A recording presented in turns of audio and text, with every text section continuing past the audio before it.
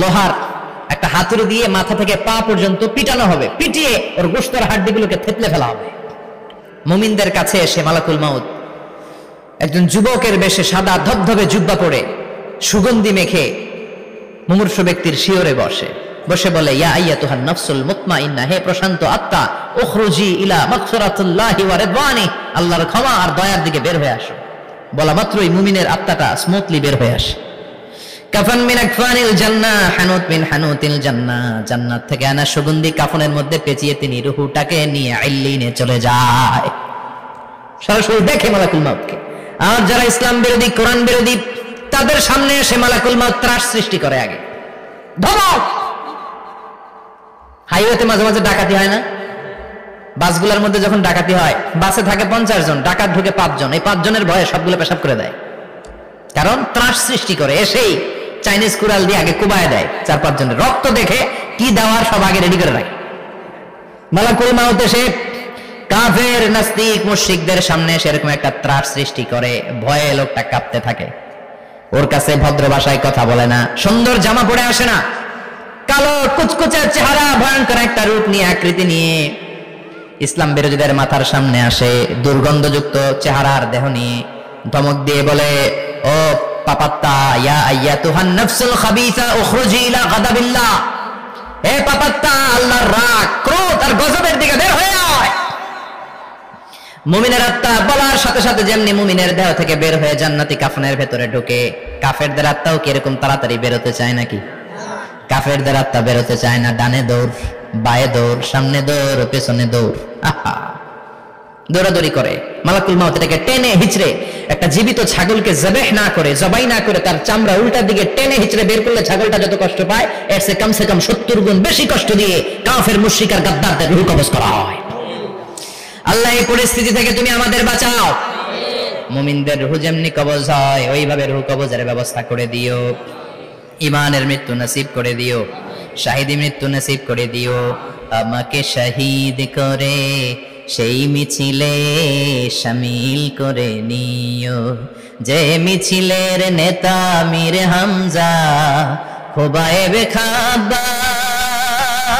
আল্লাহর কাছে ছিল অতি প্রিয়, শামিল করে নিও। আমাকে শহীদ করে সেই মিছিলে শামিল করে নিও। পড়েন আমিন। আরো জোরে পড়েন আমিন।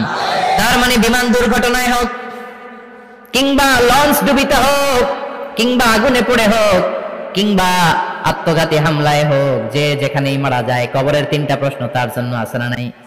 ইসলাম বিরোধীদের জন্য প্রশ্ন 3টা, আপনারা যারা মুমিন তাদের জন্য 4টা, আপনাদের জন্য একটা বেশি। আলহামদুলিল্লাহ। কোন কবরে এসে প্রথম প্রশ্ন করবে মুনকার নাকির যখন চলে আসবে, 40 কদম যখন আত্মীয় স্বজনরা লাশটাকে কবরের মধ্যে দিয়ে 40 কদম চলে যায়, তখনই ফেরেশতা চলে আসে। আহা, শেষ, সব শেষ। এসেই পরীক্ষা শুরু। মার রব্বুক, তোর রবের নাম কি? চিল্লায় বলেন, আমাদের রবের নাম কি? আমরা বলবো রব্বি আল্লাহ, আল্লাহ আমারে রব।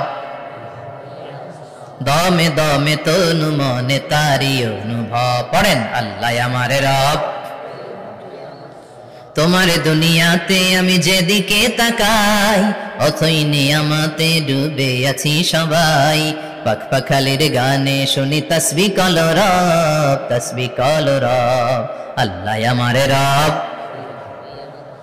প্রথম প্রশ্ন, তোমার রব কে? আমরা বলবো আমাদের রব আল্লাহ।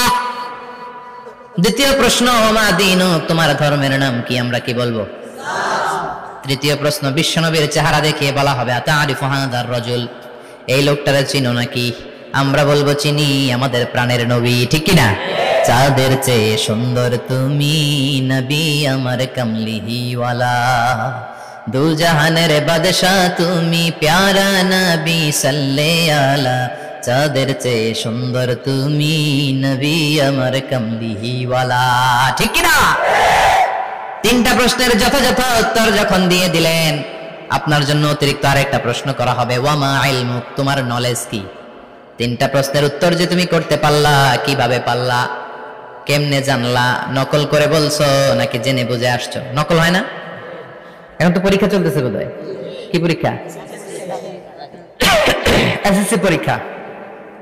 নকল হয়? কৃষ্ণপুরে নকল নাই না? এখন মনে হয় এগুলো একটু কমছে।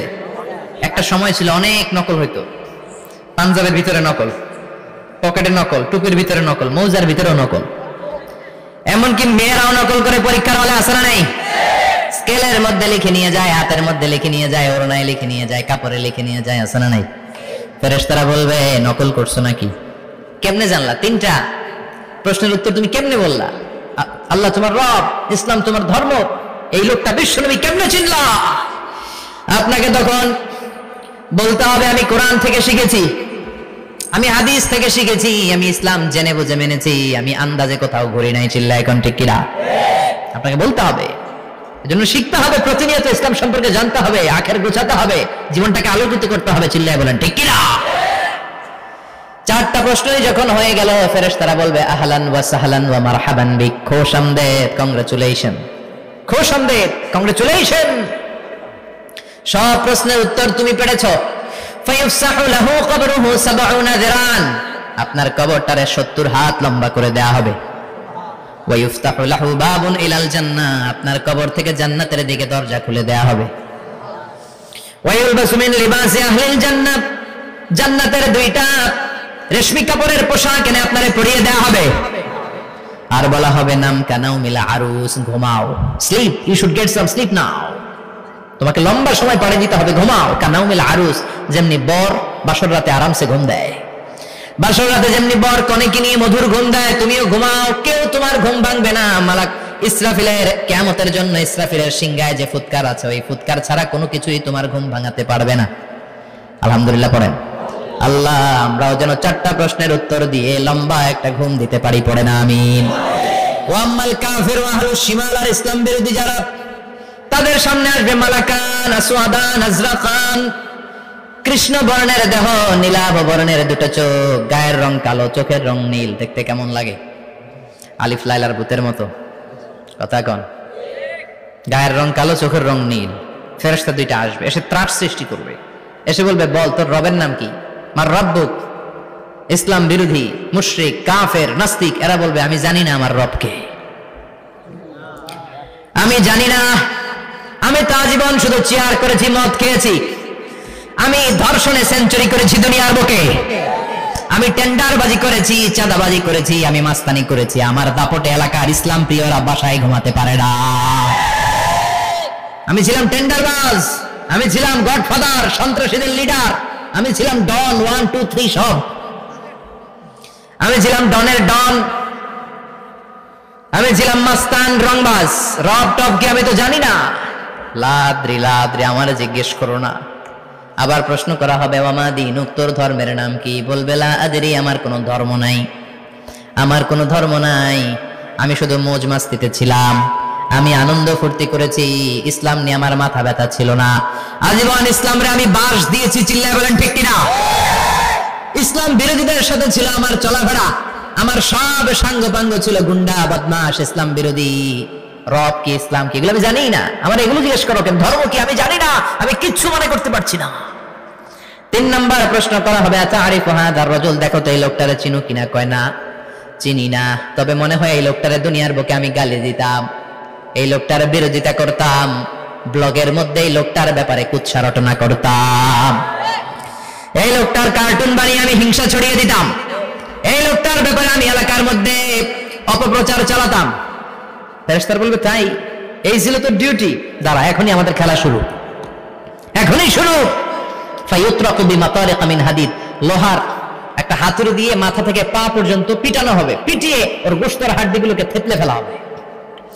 ওয়ায়ুকালু লিল আরদি ইলতাইমি, কবরের দুই পাশের মাটিরে বলা হবে এবার দুই দিক থেকে তোরা চাপ দে, চাপ দেয়া হবে, ধাক্কা ধাক্কি করেও সে সুবিধা করতে পারবে না, মাটি আস্তে আস্তে আস্তে আস্তে দেহের দুই দিকে লেগে এমন জোরে দুইটা চাপ দিবে, ফাতাখতালিফা আদলাউহু, তার ডান পাশের পাজরের হাড্ডি বাম দিকে ঢুকে যাবে, বাম দিকের হাড্ডি ডানে চলে যাবে।